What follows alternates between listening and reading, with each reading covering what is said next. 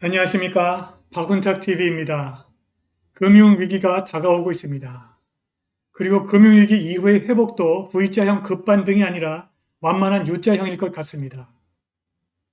그것은 무엇보다도 글로벌 경제의 좀비화 때문입니다. 글로벌 경제의 총 요소 생산성 (Total Factor Productivity가) 지금 전반적으로 마이너스 영역으로 떨어져 있습니다. 금융위기는 좀비화가 가장 심각한 유럽에서 시작해서 중국을 거쳐 미국으로 들어갈 것 같습니다. 그리고 금융위기 이후의 회복도 U자형일 것 같습니다. V자형 급격한 회복은 아닌 것 같습니다. 총요소 생산성 (Total Factor Productivity) 회복이 관건입니다. 그러나 삼성전자를 PBR 1에서 줍줍할 수 있는 절호의 기회가 오고 있습니다. 방송 시작하겠습니다. 구독 버튼, 알람벨 버튼, 좋아요 버튼 부탁드립니다. 아마도 이제는 글로벌 금융위기가 다가오고 있음을 모르는 사람은 거의 없을 것입니다. 그런데 대부분의 분석가와 투자자들은 혹시 글로벌 금융위기가 와도 쉽게 회복하고 글로벌 경제가 V자형 급반등을 할 것이라고 보는 것 같습니다. 저 또한 그런 예측이 현실이 되기를 간절히 바라는 사람들 중 하나입니다만 아마 그렇게 될 것 같지는 않습니다. 글로벌 금융위기는 코로나가 아니라 글로벌 경제의 좀비화 때문에 오는 것이기 때문입니다. 글로벌 경제의 총 요소 생산성이 마이너스로 떨어졌고 사실상 성장을 멈췄으나 중앙은행의 통화 증발과 자산 매입으로 주식시장만 둥둥 떠오르고 있습니다. 좀비화란 은행과 기업이 영업이익으로 부채 이자도 갚지 못하는 상황을 말합니다. 헬싱키에 본사를 둔 경제 예측기관 GNS 이코노믹스가 2019년 9월 글로벌 경제 위기를 예측했습니다.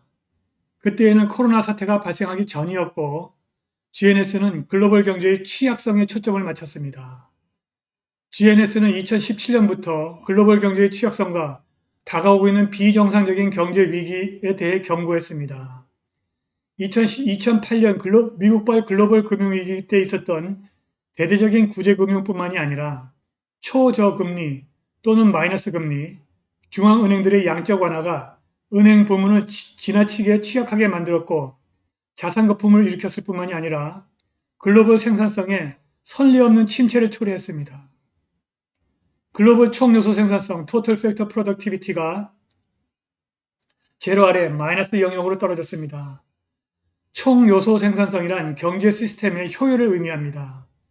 생산 요소의 투입이 증가하지 않아도 발생하는 생산성을 총요소 생산성이라고 합니다.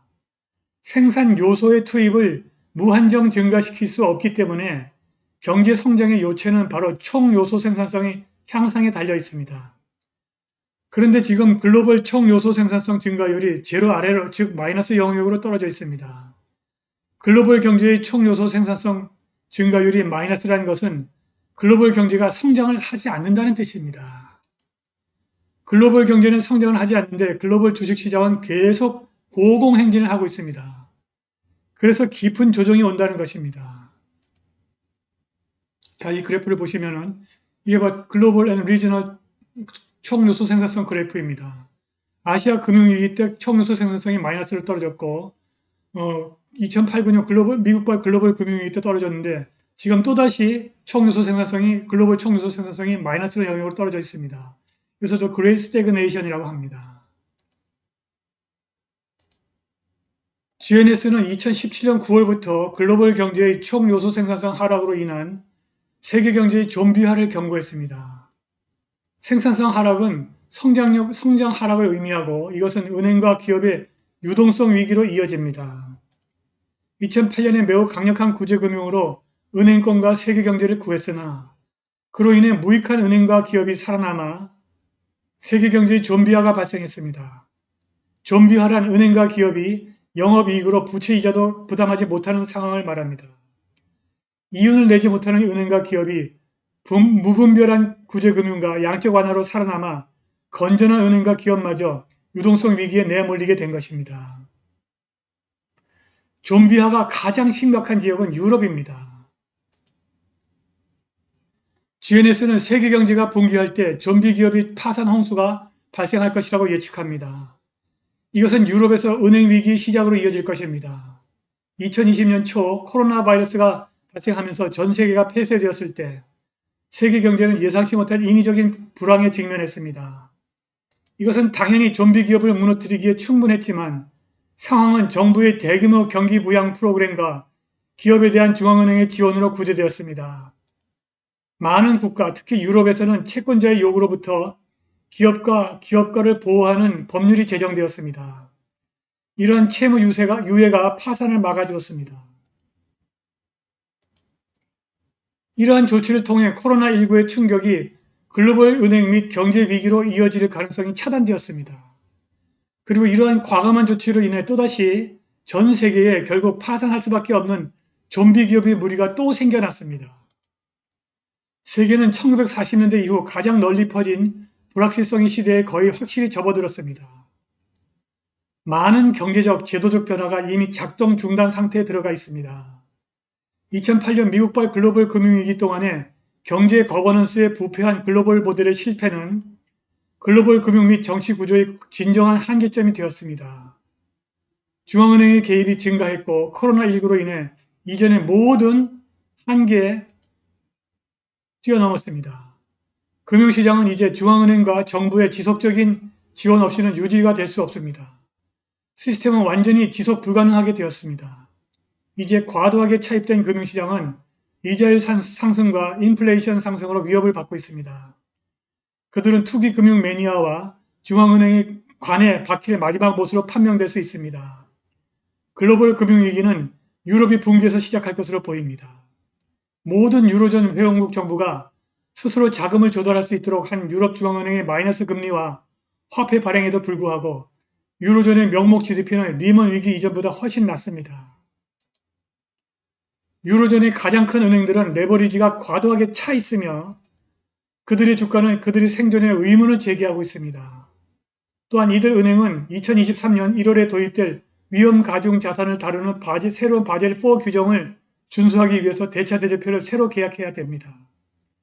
그리고 마지막으로 우리는 유로 시스템 붕괴의 정치적 경제적 결과를 고려해야 합니다. 이는 미국 달러 금리 인상으로 인해서 글로벌 금융자산의 약세장이 촉발될 가능성이 높고 부채가 많은 유로존 회원국의 재정 상태는 빠르게 유지될 수 없게 될 것이며 유로를 하나로 묶는 접촉지인 유로존의 존재 자체가 위협을 받을 수 있습니다. 2008-9년 미국발 글로벌 금융위기 이후 유럽연합의 GDP 성장률은 미국에 비해 정체 상태에 있습니다. 자, 여기서 이 점선이 미국 GDP입니다. 그 밑에 유럽과 유로 지역의 GDP가 깔려져 있습니다. 그러면 미국 GDP는 충분히 높은가? 그렇지도 않습니다. 여기 보시면 이것이 미국 GDP입니다. 미국 GDP도 거의 성장을 하지 않았습니다. 그런데도 유럽 경제가 무너지고 있는데도 지금 M3 통화 공급은 하늘을 모르듯 치솟고 있습니다. 그리고 한편 유럽의 예산 적자는 이렇게 바닥 모르게 내려가고 있습니다. 자, 그렇다면 우리는 무엇을 해야 하겠습니까?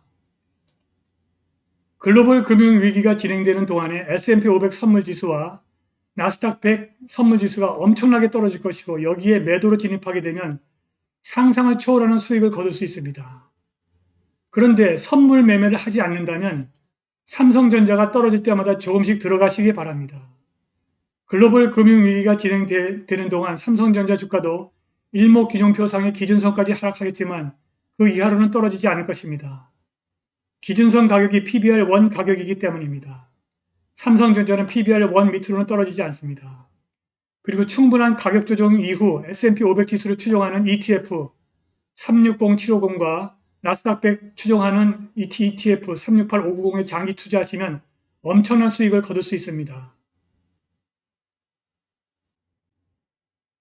네, 지금 여러분들은 삼성전자 일봉 차트를 보고 계십니다. 이 일봉 차트에서 이 녹색 선은 상승 추세선입니다. 지금 일봉 차트가 계속 상승 추세선을 깨고 내려가려고 시도하고 있습니다. 어디까지 내려갈 것인지 확인해 보시겠습니다. 연봉 차트입니다.